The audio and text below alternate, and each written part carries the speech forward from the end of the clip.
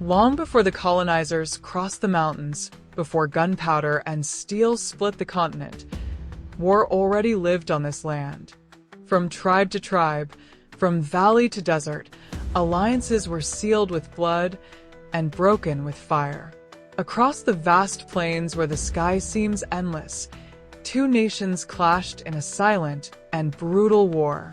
On one side, the Cheyenne, feared warriors, buffalo hunters, masters of courage.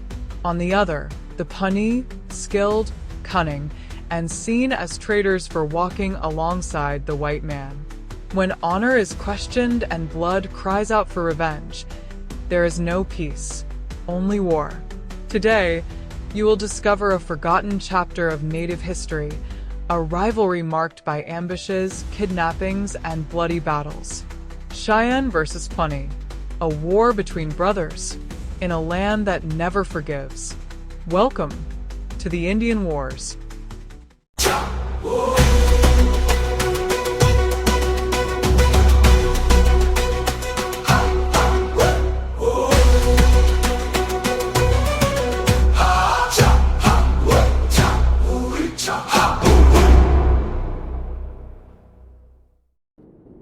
Colorado, 1852.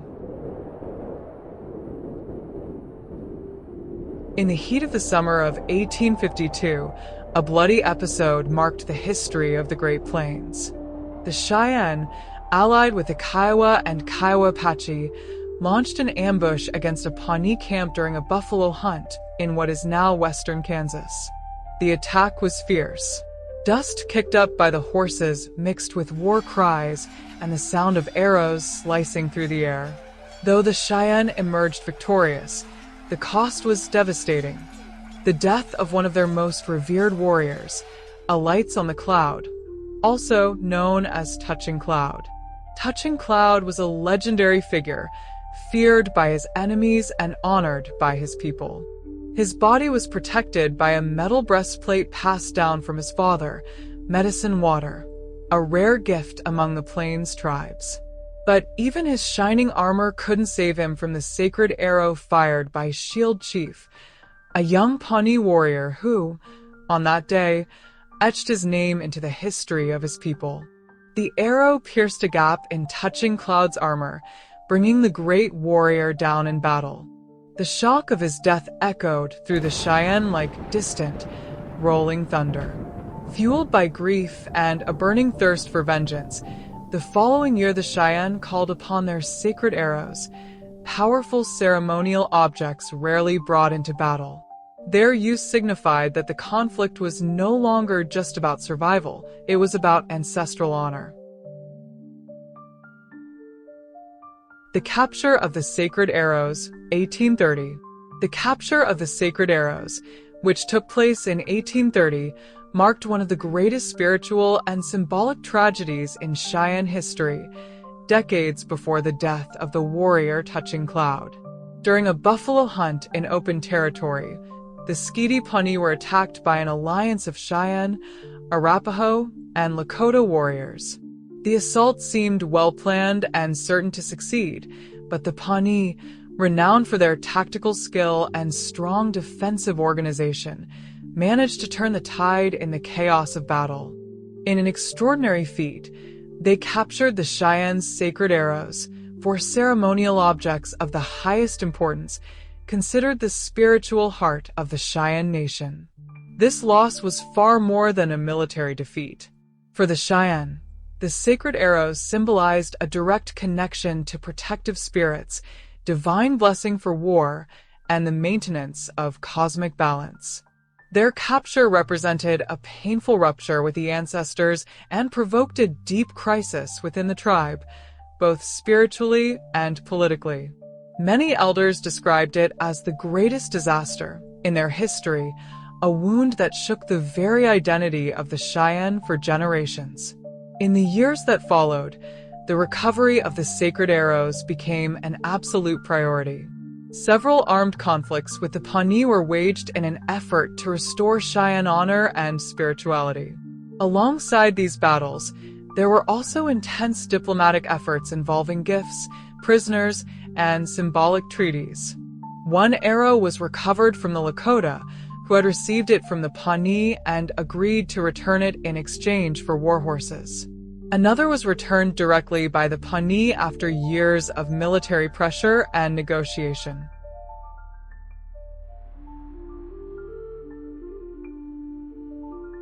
The Battle of Massacre Canyon, 1873. The Battle of Massacre Canyon, which occurred in 1873, stands as one of the most brutal and symbolic confrontations among the native tribes of the Great Plains, particularly between the Cheyenne, allied with the Lakota, and the Pawnee. The clash took place in what is now the state of Nebraska, when a group of Pawnee buffalo hunters on a traditional hunting expedition was ambushed by a numerically superior force of Cheyenne and Lakota warriors. The attack was swift and violent, leaving a trail of devastation.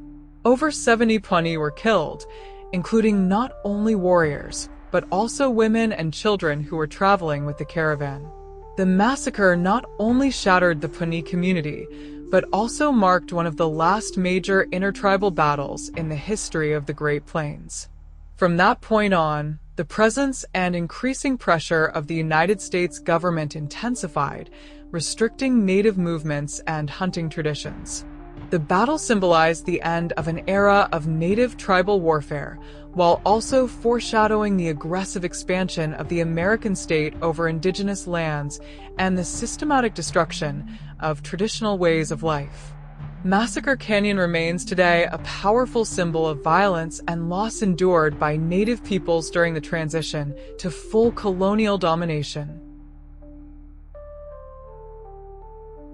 The Northern Cheyenne Exodus, 1878.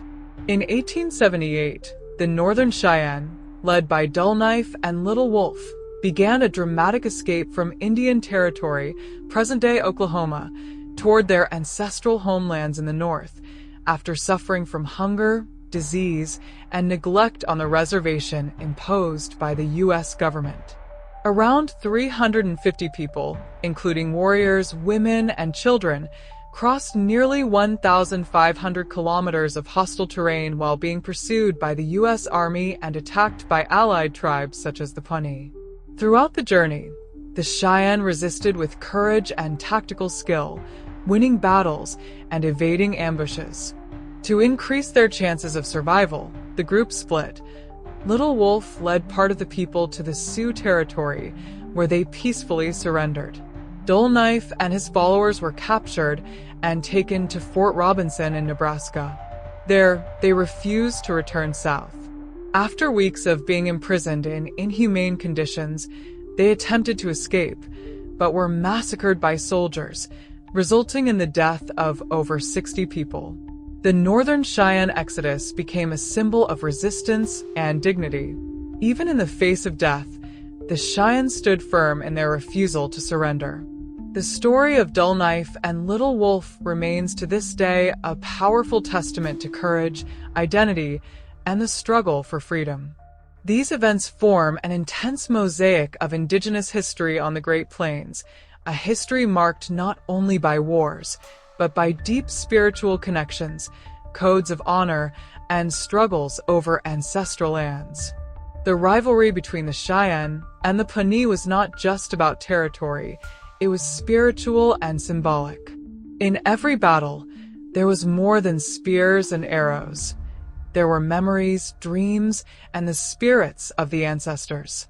Unfortunately, many of these stories remain forgotten, distorted, or erased from history books. But for those who listen closely, the wind on the plains still carries the echoes of these conflicts, reminding us of what was lost and what can still be remembered. If you enjoyed this journey through the history of the Indigenous peoples of the Great Plains, don't forget to leave a like, subscribe to the channel, and drop a comment below telling us what impressed you the most or what you'd like to see in future videos. Your support means a lot and helps keep these powerful stories alive. See you next time.